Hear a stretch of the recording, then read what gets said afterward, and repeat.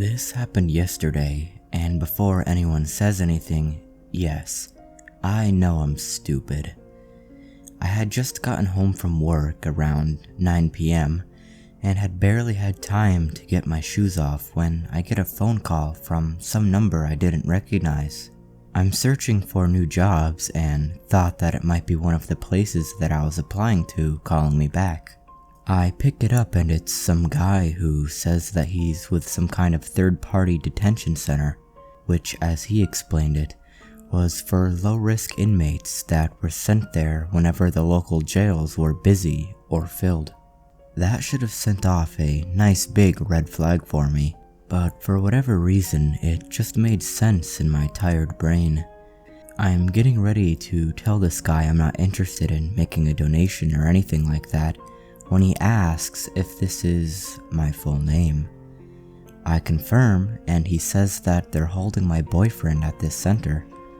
Saying my boyfriend's full name, and giving a dead-on description of him, I ask what's going on since my boyfriend is supposed to be at work right now, and the guy on the other end provides an explanation.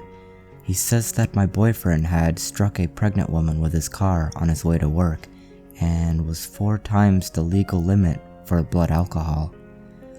He said the woman was in critical condition and that my boyfriend had broken a few ribs and his nose in the accident. I'm freaking out at this point and ask if I can speak to my boyfriend, which the man obliges. I'm put on hold for a minute or two before my boyfriend picks up the line. This person on the other end was panicking, saying how it wasn't his fault, and begged me not to tell his parents, again using my name. It didn't particularly sound like my boyfriend, but I figured it was because of the broken nose he supposedly had, and his tone really helped to sell it, because it all sounded so legitimate. The man from before comes back on the line before I can ask any questions, and explains that they had to sedate my boyfriend since he had began to panic and hyperventilate, which I was starting to relate to more and more by the second. The man on the other end tells me I should come right away, and that the bail is set for $2,000, cash only.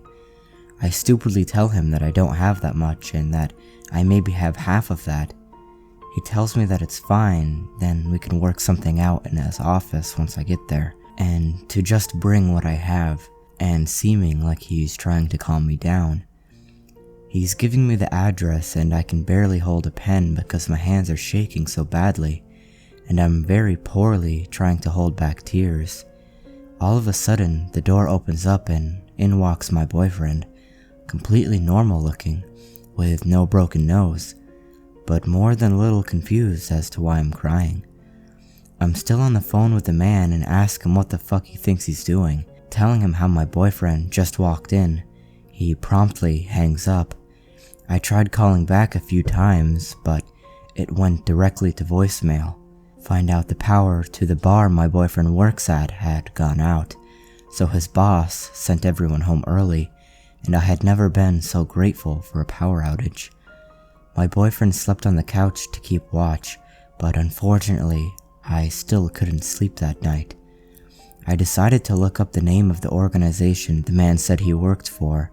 Big surprise, that turned up nothing. I then looked up the address he had given me on Google Maps, and it was this random abandoned strip mall in the middle of a sketchy area.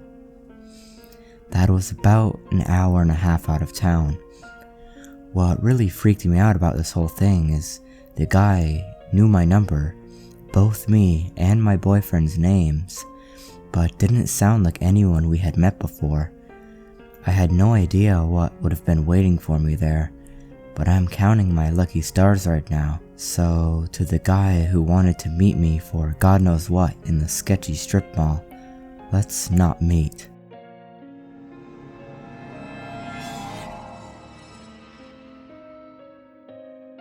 I started thinking of a situation that took place a year back, and I think it belongs here. For context, my sister has had a boyfriend for some time now, and he's pretty cool.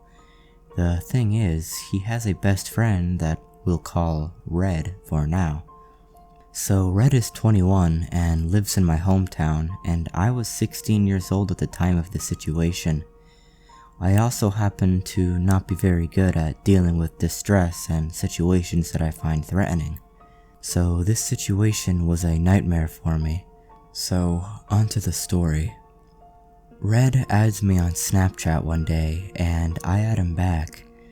We start talking and he is acting completely normal until he starts to ask me to come to his place and drink wine and making inappropriate comments.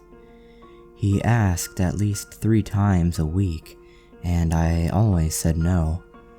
I thought that after I had said no a few times he'd take a hint and stop. I did my best to show him that I wasn't interested and that he made me feel uncomfortable. He never stopped and just kept on being inappropriate towards me. I had to block him eventually because it became too much for me. I had him blocked for 2 months and then I unblocked him thinking he had forgotten about me. He hadn't forgotten about me and added me again. I decided to give him the benefit of the doubt and added him back. Maybe he had realized that he was wrong. So I added him thinking that maybe he'll apologize or something like that. But no, he didn't. He just acted like I hadn't even blocked him. It pissed me off, but I didn't say anything about it. One Friday evening, he asked what I was going to do that night. I found it a little creepy considering what had happened before, but still answered to be polite. He then proceeded to invite me to his place to have sex. I was completely flabbergasted over the fact he still didn't understand to stop. I was very mad and started to text him very angrily and cursing at him.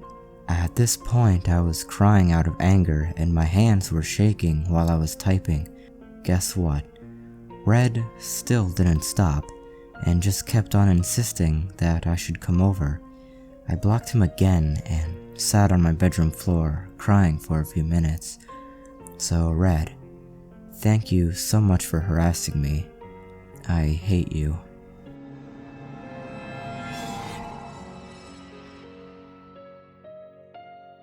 When I was maybe 6 or 7, my mom had forgotten to pick me up after school. This was normal, so I started walking home by myself.